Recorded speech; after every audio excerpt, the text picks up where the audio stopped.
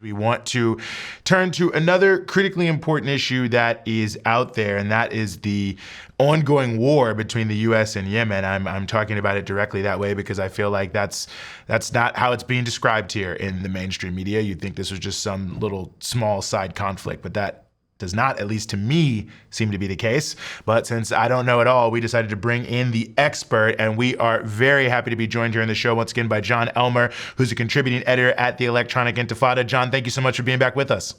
Oh, thanks for having me again.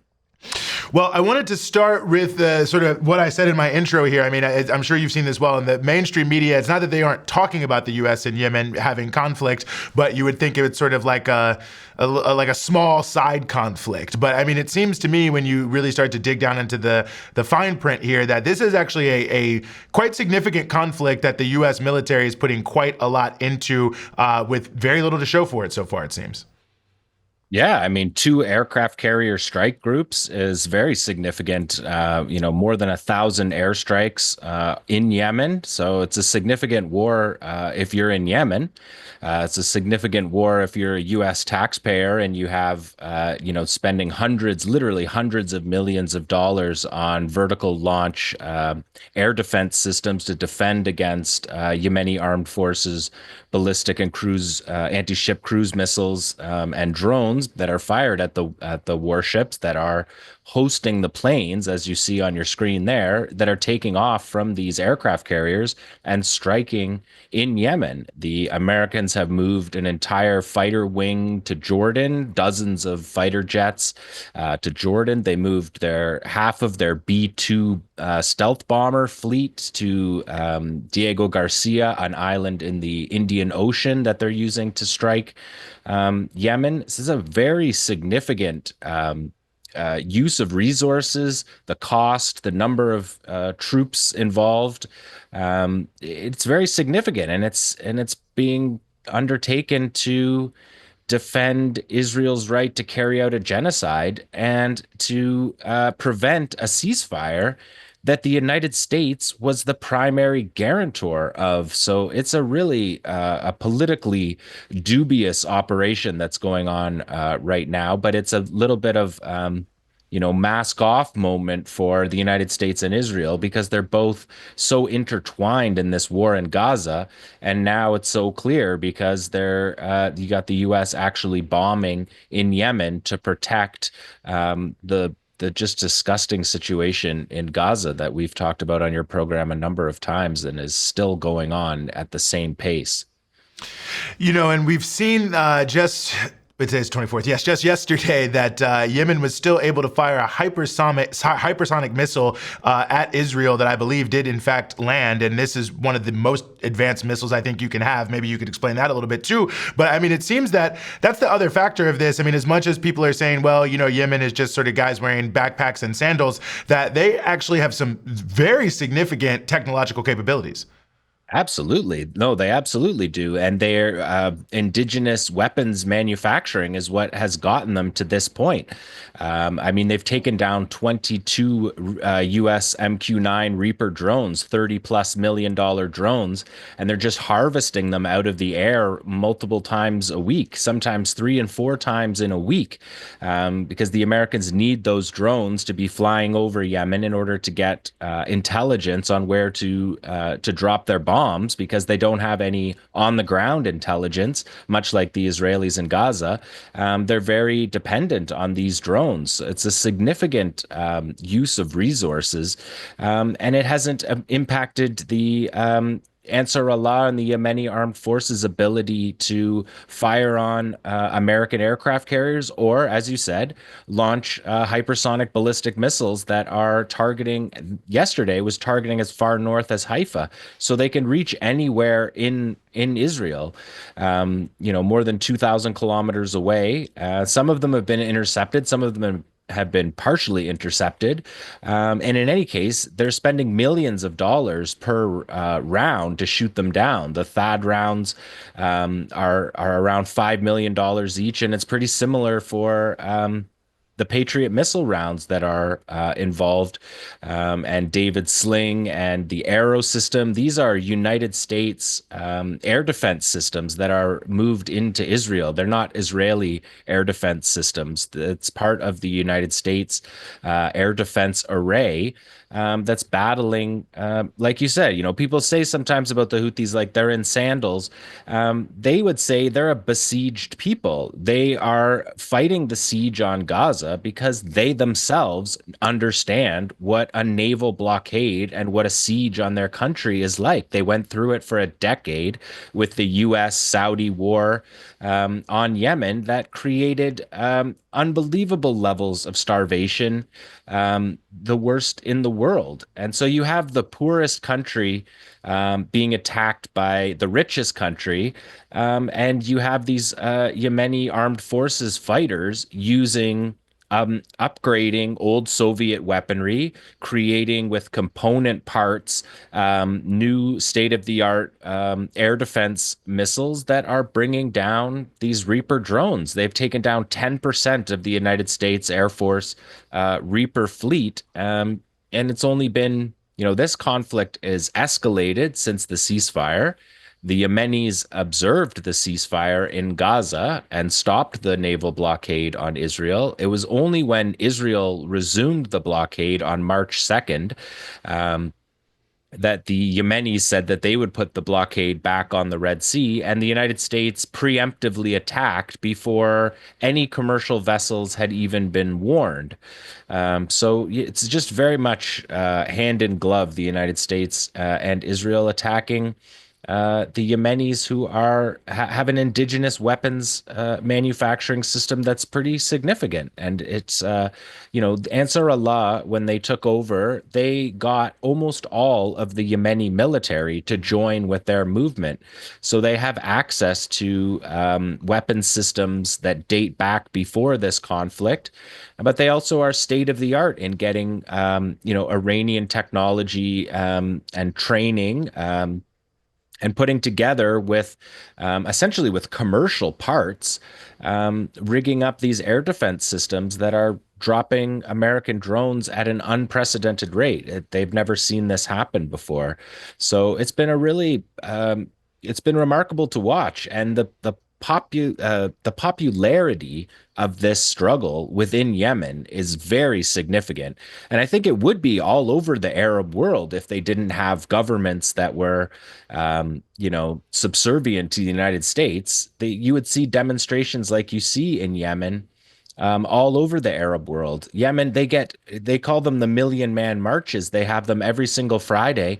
It sure looks like a million when you look at the footage that you're showing there. They're just unbelievable crowds every week. It's a very popular position that Yemen is taking. They call it a moral, legal, and religious responsibility, and it is a legal responsibility. There's a genocide going on in Gaza, and states have an obligation to intervene in that genocide. And Yemen is doing that, and it's very popular amongst its people.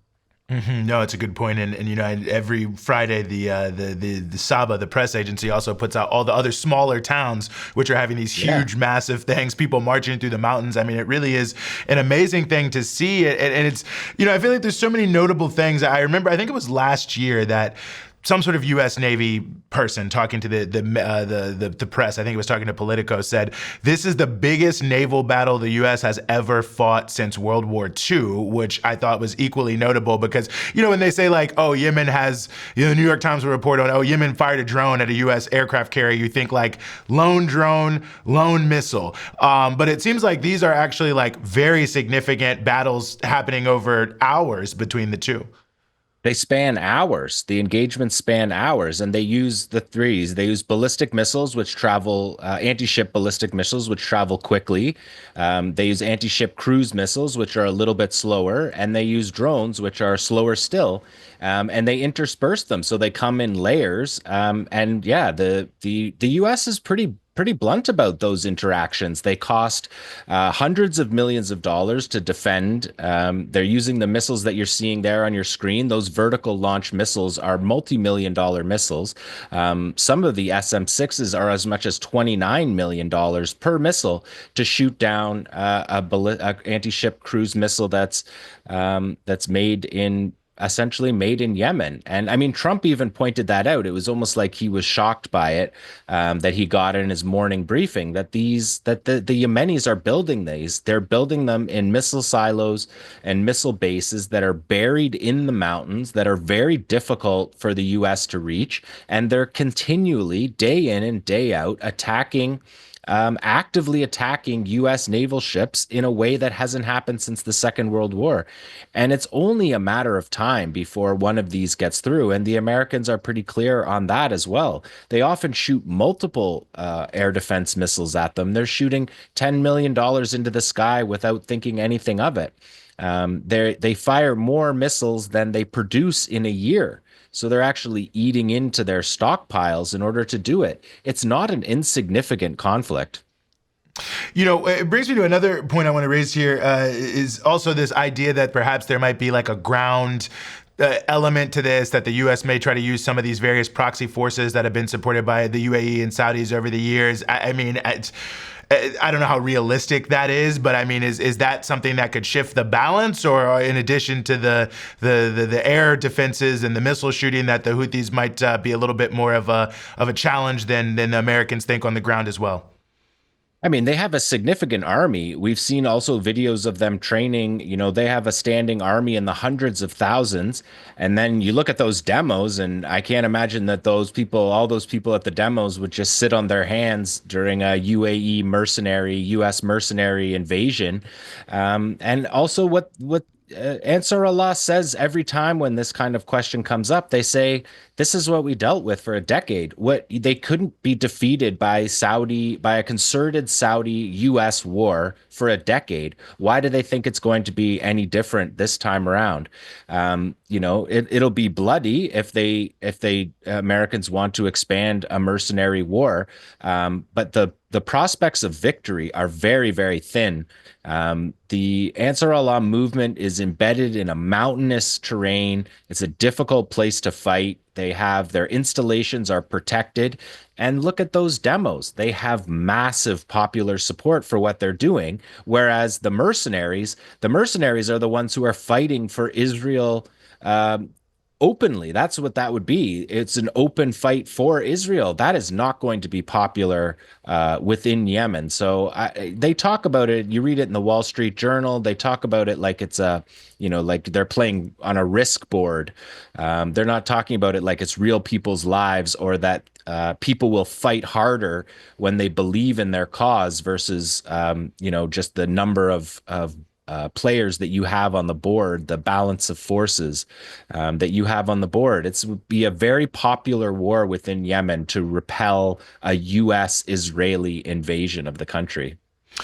You know, the AP is starting to run stories on I think the 50th anniversary or whatever it may be, the start of the Vietnam War. And it's hard not to think a lot about Vietnam in this context, because it feels like the way we're sold war in the West is like we have all these really expensive things, and if we just like pour lots of them in and kill lots of people, we're guaranteed to win.